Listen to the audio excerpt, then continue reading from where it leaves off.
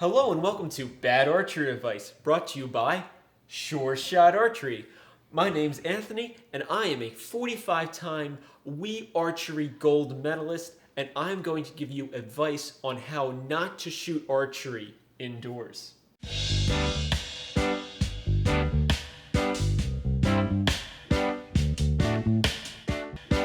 So first off, let's set the setting for practicing inside. Well, you can practice inside whenever you please, as long as you take things into consideration like safety and where you can shoot and things like that. And it's great to be able to shoot inside when you have a ton of rain going on out there, or the latest apocalypse that is striking the world, or whatever's going on in your life.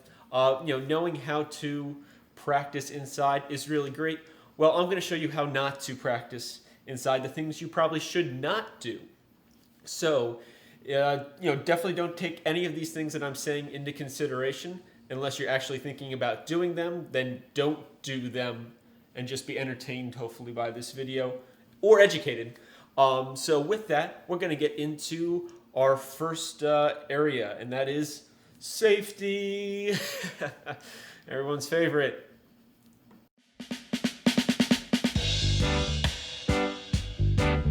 So with that, number one is your target. You need to pick a quality target that has plenty of holes in it. You definitely want to guarantee that you're going to have a pass-through, and that pass-through is going to then endanger the lives of the people around you, or personal property, or yourself for that matter, because who knows what's going to happen when that arrow comes through that target that has holes in it.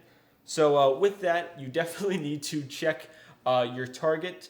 Too many people forget to do that, and next thing you know, there goes grandma's the urn that grandma lives in. Now after you got her cremated, you killed grandma for a second time now. Good luck explaining that one to your parents. Number two is kind of the area that you're shooting in. You definitely want to set up your blank bell target in front of like a nice glass door, or facing the family room that people are in. Things like that. Real responsible things you should do. Putting people and objects and glass doors in harm's way. Number three, you should totally not tell anybody that you're shooting in your house, because what's more fun than eating breakfast at the breakfast bar with arrows flying across the room right in front of you? That is going to really bring your excitement, bring some excitement into your day. You can probably skip the coffee. You may need to change your underwear. That's definitely something you should totally do when shooting inside.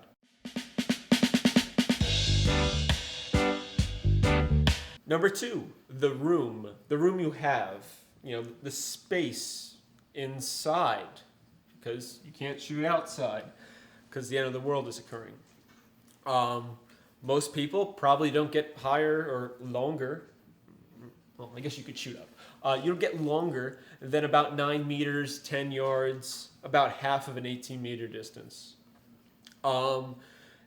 Perfect places for that are definitely like the kitchen that goes into the dining room, or if you can shoot from your living room through the kitchen to the dining room, or a great hallway that everybody has to access in order to get out of said rooms. Now, while you're setting up this room that you're going to shoot in, you should probably just not bother moving your sight from 70, because you got to practice 70, right? So you should totally have your 70-meter sight setting set up and aim at 9 meters, and then proceed to put your arrow into the wall so that you can finally hang up that picture that your mother has been, really harassing you about hanging up for the last 9 months. Well, now you got an arrow in your wall, and you can now hang that photo.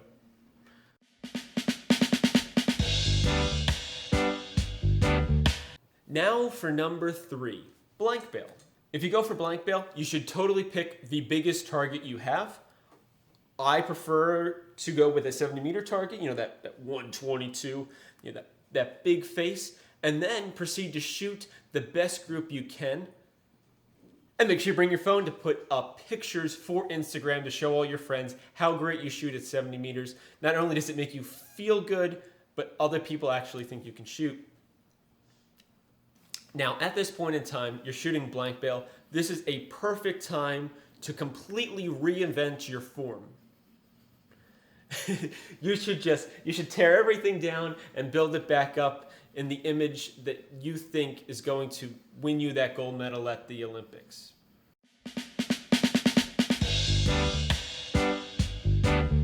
And number 4, if you do not have, a target that you can bring inside, or one that's small enough, or really any space at all, you could always do bow workouts. With that, SPTs.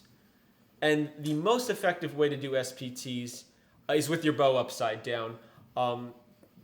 Definitely scientifically proven, and you should get greater results that way because based on the layout of your tiller and all these different things, it's definitely going to have you work muscle groups better that are going to translate into you shooting more effectively downrange when you finally get to go back outside. Next up, you could use a stretch band, but who has a stretch band laying around? Honestly, you should really just go and find the oldest, roughest looking rubber bands you can find, slap as many onto your bow as possible, and then just pull it back and see what happens.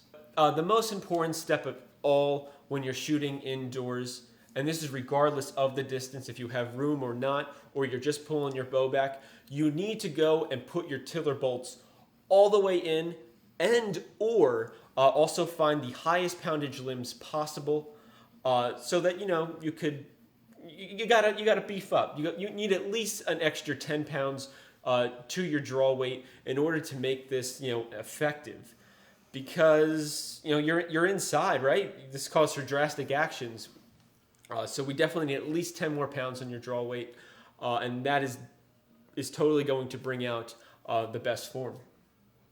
All right, so that pretty much wraps up this, what not to do indoors. So if any of these terrible ideas have crossed your mind in doing them in these, in these ways, in this manner, you should not do them and kind of rethink this whole process here, because you could definitely be endangering yourself and others, because archery comes with a sense of a responsibility for you and you shooting those wonderful arrows downrange.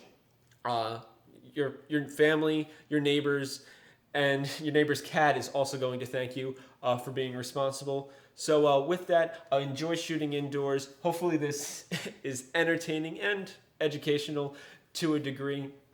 Other than that, I definitely would say check out some of the videos I have linked down below from my other videos talking about shooting indoors. Jake has a video talking about shooting indoors, and so does Lancaster Archery. Check those out. Those are on the more serious note of it, but I figure we need a variety out there, and hopefully people found this entertaining. Thank you so much for watching. Please like and subscribe, and as always, happy shooting.